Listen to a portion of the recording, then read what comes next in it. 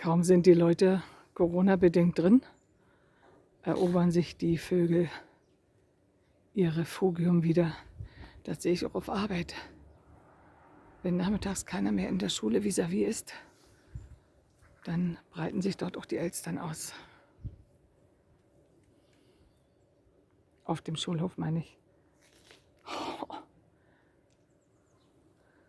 Na, du Diebische? So wie bei Hitchcock hier.